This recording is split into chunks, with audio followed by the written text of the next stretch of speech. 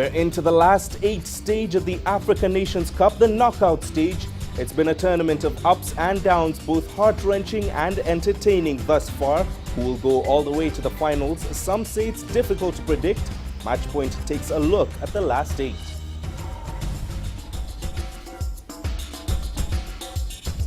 Hello and a very warm welcome to Matchpoint, where the focus is African sport from across the continent. I'm Mahia Muto. It's great to have you with us wherever you're tuning in. Also coming up this half hour, eyes on Kenya. Athletes vow to defend their reputation after Marathon Queen is banned for doping.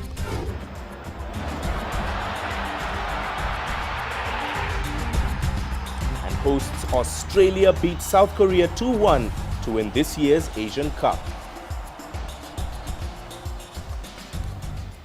Well, let's begin with an update from the first quarter-final of the Africa Nations Cup. Neighbors Congo and DR Congo got the knockout phase of the tournament underway at their Estadio de Bata. Neither side could find the breakthrough after 45 minutes as the first half ended goalless, but what a second half it was. 6 goals scored. Congo-Brazzaville hit first with goals from Ferebori Dore and Bifuma Kolosa in the second half, but DR Congo hit back with 4 goals in the second half to win that encounter 4-2. They become the first team through to the semi-finals of the Africa Cup of Nations for the first time in their history since 1998.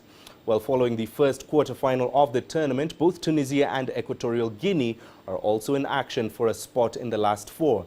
Tunisia have stormed their way through the knockout phase, but they will not be taking their next opponents lightly. The hosts Equatorial Guinea have surprised most by reaching this far and will be buoyed by the home support in the quest to stretch the fairy tale even further. They may be favourites in the quarter-final, but Tunisia know who they are playing against in Bata on Saturday. The team held final preparations on Friday for their tie with host Equatorial Guinea. Their opponents will have a strong home support base when they meet, but the Tunisians believe they are still in the driving seat. We lost the pride of the country for our national team, and that was the first. And then, little by little, we build up organization, our new mentality team, and we are a very efficient team. And we have some, like every team has its weak points and its good points. We have also good points. Tunisia are ranked 22nd in the world. They are also unbeaten in the tournament so far. Leakins believes that putting faith in a younger squad will pay off for the Tunisians. Et surtout ceux qui n'ont pas joué, parce qu'il y a I picked youngsters. For instance, Mohamed Ali Mansour. He has shown that he is ready to compete with better-known players. There are no stars, there is a team, and everyone works for the team. That's our strength. It's true everyone wants the Ronaldos, the Messis, and all that, but our star, it's a team. And it's a mindset. There's nothing negative about it. For the home side, the home support will definitely be a factor. But Equatorial Guinea will be hoping to compete as equals with their opponents. For us, it's one dream to be here, and we need for our people in Guinea to give to them. Try to win tomorrow. Si we can win tomorrow, for us, amazing. Si no can win, for our people will have to be happy, because Guinea Equatorial is a small country, but our, I don't know in English, our hair is very big, and I want play tomorrow. The side's captain has been one of the star performers as the host surprised all to reach the last 8, especially pushed on by the high level of home support. For coach Esteban Baker, the team's progress into the last 8 was something similar to a Cinderella story. But his team is not distracted from the task ahead. 5 minutes after a match, 5 minutes the distraction and party in the dressing room only. After, concentration for Tunis. Equatorial Guinea were not given much hope of qualifying from Group A, but they claimed second spot after remaining undefeated. They drew against Congo and Burkina Faso before clinching a crucial 2-0 victory over Gabon. Wazir Khamsin, CCTV. Well, now following the first quarter-final of the tournament, both Tunisia and Equatorial Guinea are also in action for a spot in the last four. Tunisia have stormed their way through to the knockout phase, but they will not be taking their opponents lightly, as we said there. So let's take a look at how the quarter-finals of the African Nations Cup compare head-to-head. As mentioned there, Tunisia take on Equatorial Guinea next in Bata. Tunisia qualified top of Group B with a win against Zambia and 2 draws. The home side had the same record going into this match. Now on paper, Tunisia would seem the favourites going into this match. In the previous 2 meetings between the two sides, which were in World Cup qualifiers, Tunisia have won 1 and drawn 1. Both met in 2012 and 2013. So it's been more than a year since the two last met. The next fixture is Ghana and Guinea. The Black Stars started this tournament on a shaky note, losing to Senegal in the group of death, but went on to register wins against Algeria and South Africa, placing them top of the group. Guinea, meanwhile, rode the luck of the draw, as you'll remember, to enter the quarterfinals after drawing all their group stage matches. Both sides have met 4 times before. Ghana would seem to have the upper hand in this tie. They have won 2 matches while they've both drawn on 2 occasions. The last time they met was in qualification for this tournament back in November last year, and Ghana won on that occasion 3-1. Finally, the last quarter-final, which will also be played on Sunday, is a cracker. Côte d'Ivoire versus Algeria. 10 spots separate these two teams in the FIFA rankings. Algeria is, of course, Africa's best-ranked team at 18. The Ivorians are the 3rd best team on the continent at 28. So in the 2 previous meetings between the two sides, Algeria have won 1 and drawn 1. The win came back in 2010 when a goal from Amer Bouaza in extra time is what it took to separate the two sides. They then drew exactly 2 years ago in the group stage of the same tournament in South Africa, drawing 2-2 on that occasion.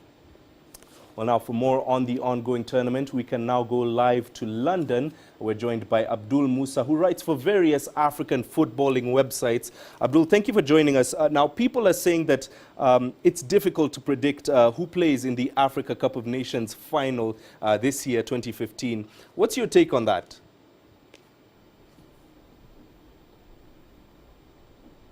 Well, as you said, this tournament has been really hard to predict. So many teams have been close in quality.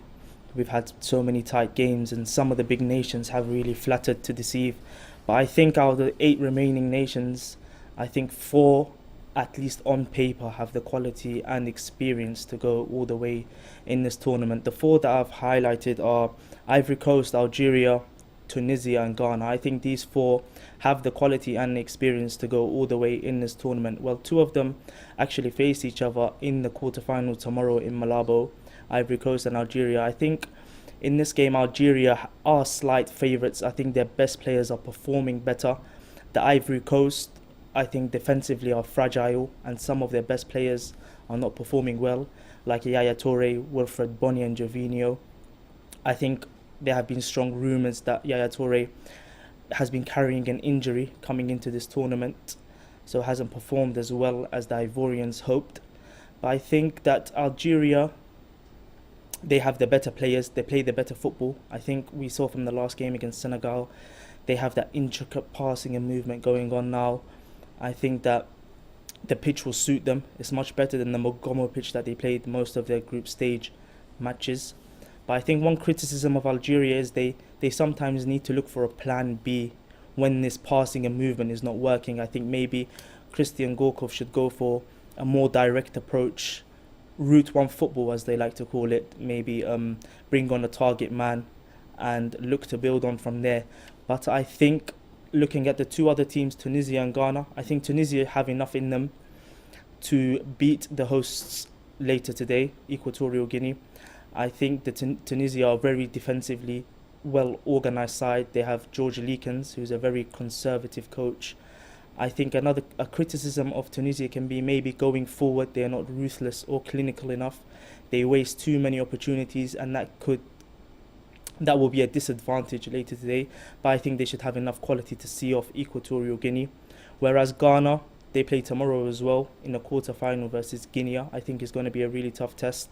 Both these teams met in the qualifiers last October in Casablanca, where Guinea played their home games. That indeed they did, Abdul. But I'll just shift the questioning now to the drawing of lots. Let's talk about, like you mentioned, Ghana. In the same group, there was Guinea and Mali. Guinea went through on the luck of the draw. Mali is out just like that. Is this the best way to decide the two teams? I think this drawing of lots, I think CAF need to change their rules. I think it's preferably better if it's decided on the pitch. Maybe criticism would go towards the team for not deciding their fate via the group games and not managing to win. But I think still they should be able to decide their fate going forward. I think maybe via a penalty shootout or something. It's better than a draw which is out of pure luck to see who will go through. So I think CAF may need to review these rules and look for another solution, preferably on the pitch. All right. Finally, Abdul, I'll ask you, obviously there was plenty of controversy in England. West Ham's Diafra Sakho was said to not be able to play for his country, then went on to score for West Ham. How can African teams handle this question of club versus country? I think for this, I think the African FAs need to stamp their authority more on their players and be able to call them up. Maybe they can carry out their own medical examinations on the players that are injured to determine the extent of the injury.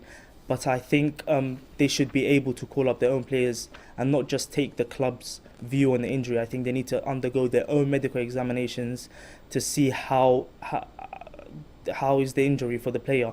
For example, the Diafra Sakho for Senegal, I think he would have offered a more different option for Alan Guiris and Senegal, and maybe he could have decided the group for Senegal, another attacking option who's on good club form.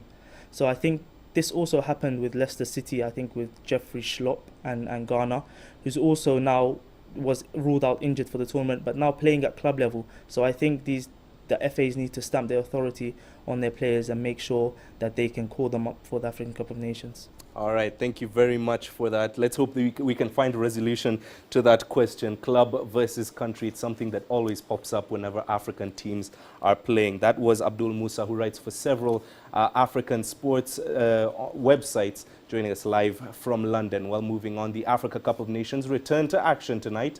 But for the likes of South Africa, the journey is over. The Bafana began the tournament with high expectations, only to crash out at the group stage.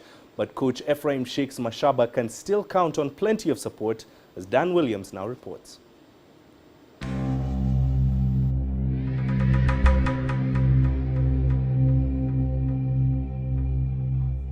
Ephraim Mashaba, the man behind South Africa's upturn in fortunes, and now the person to shoulder the responsibility for Bafana's AFCON disappointment.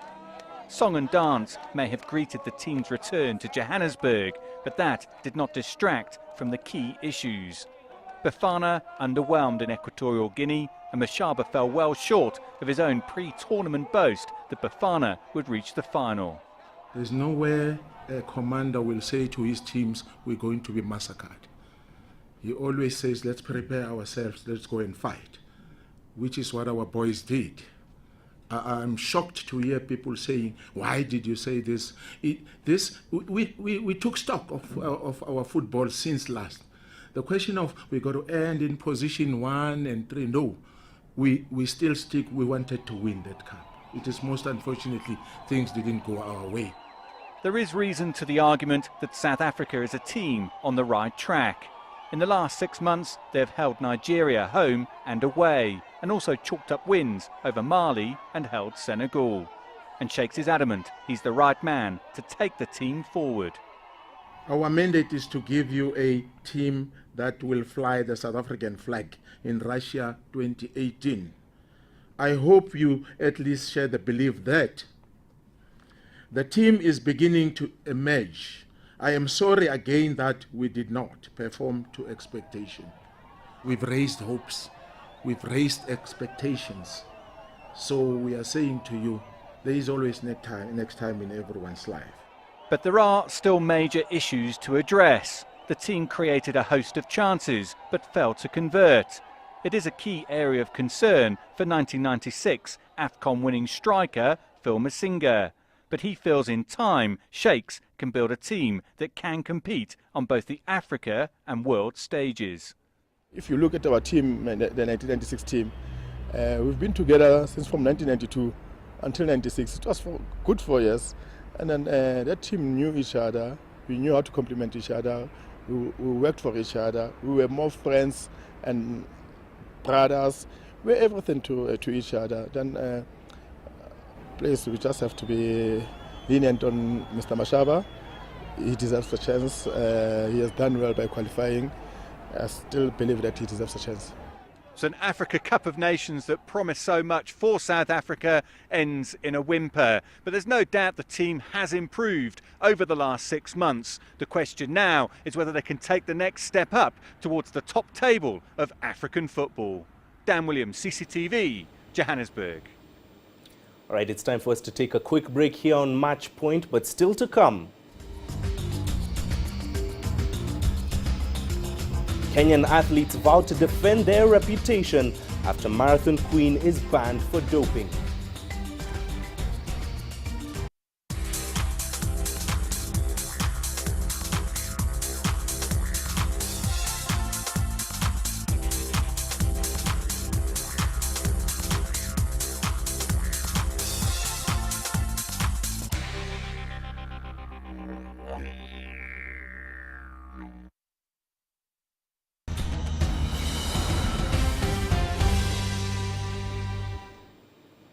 All right, to Kenya now, where Rita Jeptor, the country's most high-profile doping violator, has been banned for 2 years.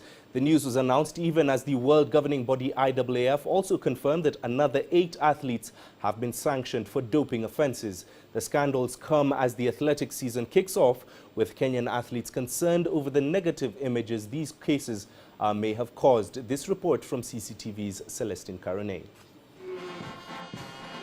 The cross-country season is a big deal here in Kenya, especially in a year when the World Championships will be held. Kenyans have always done exceptionally well at the World Cross-Country Championships. This year, they are off to Guiyang in China for the 41st edition. But the spectre of doping is a growing concern among Kenyan athletes. Matthew Kisorio has just emerged from a 2-year doping ban. The Chinese trip, he hopes, will be his comeback. The ban is now behind me and I'm now focusing on the season ahead. In 2007, I won bronze in the World Cross Country, but since then the medals were harder to come by. I have since changed my training working, especially on my finishing, in order to ensure if I make the team, I can bring back a better medal. But even as Kisorio works to put that behind him, doping certainly poses quite the quandary for Kenya's athletics officials. This week, world governing body IAAF sanctioned 8 Kenyan athletes after they tested positive for banned substances. At the same time, Rita Jeptor was also handed a 2-year ban. She is the highest profile doping case in the country to date. Even as Kenyan athletes prepare for a grueling track and road running season in 2015, they are aware of the shadow doping has cast over them and the questions that just won't go away. When last year when they announced about Rita, it was not easy, because every time when we go to the media or when we go to a race, they bring up the question of doping, and up to now still every time I say we need a clean spot. Kiplagat, a 2-time world champion, is expected to benefit from Jeptor's ban. She was ranked 2nd behind Rita in last year's World Marathon Majors jackpot race, which has a payout of $500,000. If I win, I'll be happy, because for the last 4 years I've been 2nd. So I'll be happy to win this jackpot this year. Edna says defending the London Marathon and World Marathon titles are top of her agenda in 2015. There is some progress in my training, and I'm seeing I'm picking up with the marathon training. London will be my first marathon this year, so I'm trying to prepare very well because the field is going to be a competitive one. A positive attitude from the Kenyan champion there.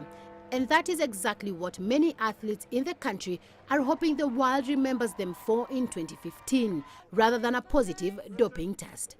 Celestine Karone, CCTV in Nairobi. Shifting gears now to South Africa, where the sport of polo seems to be gaining in popularity in the Western Cape. Now, the game has for long been synonymous with the nation's elite, played only by the wealthy, but there is now an attempt to branch out to the wider public. The Valdevi Polo Estate in Cape Town is considered the home of polo in the city, and teams there compete on a weekly basis. The sport has recently gained in popularity because of its wide spectator value and has been dubbed an adrenaline-filled contact sport on 4 legs. CCTV's Travers Andrews has this report. It's been called the sport of kings, but here in Cape Town it's more than just royalty that have taken to the increasingly popular sport of polo. The Valdevi Polo Estate in the Western Cape plays host to the equestrian polo teams each week.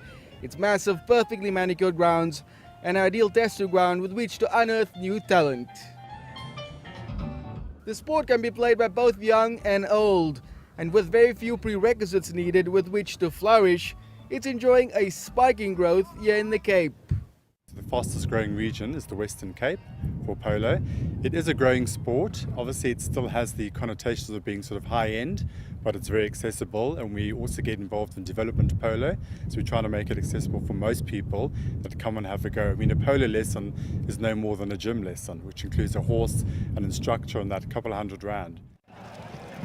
Polo is played using a system of chukkers or sets, with each set lasting around 7 minutes, and each set requires its own horse, meaning players here arrive with a minimum of 4 horses to play. That may be well beyond the financial means of many that are eager to play, but polo does have a more sustainable way of introducing horses needed for the sport. Well, you know, we do have a very big racing industry, which is growing, and most of the ponies that we have are ex-race horses, although there are a few local farmers who are breeding specifically for polo. So it helps the industry, because once the horse is finished racing, then we can give them a decent home, and the horses love the polo. 13-year-old Alec Watson is one of the Cape's polo prodigies. His dedication has led him to practice 7 days a week, with the aim of reaching the highest echelons of the sport one day. I think to become a professional, you need to have a lot of dedication and work every single day to keep your horses fit, and obviously yourself, and just keep on practicing. I'd obviously like to be a professional polo player and travel around the world and play for the South African team in my home country, and would love to go to Argentina to play with all the very high professionals.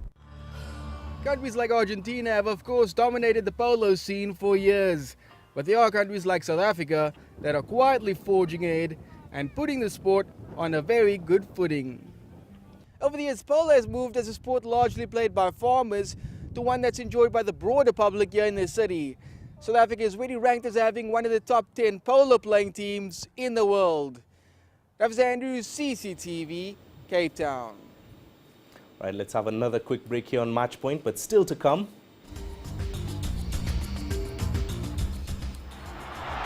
Hosts Australia beat South Korea 2-1 to win this year's Asian Cup.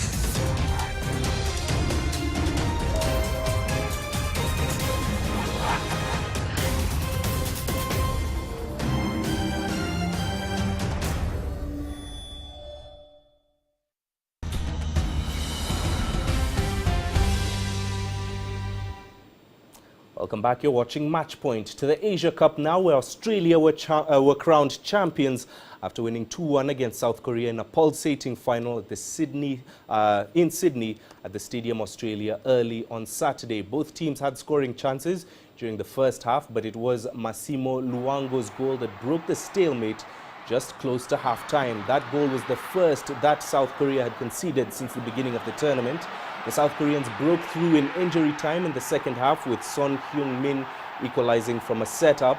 Tom Jurich then stole the show with a nutmeg right into the path of James Tracy, converted in the 15th minute of extra time. The title was the first for Australia, who switched from Oceania's confederation 9 years ago.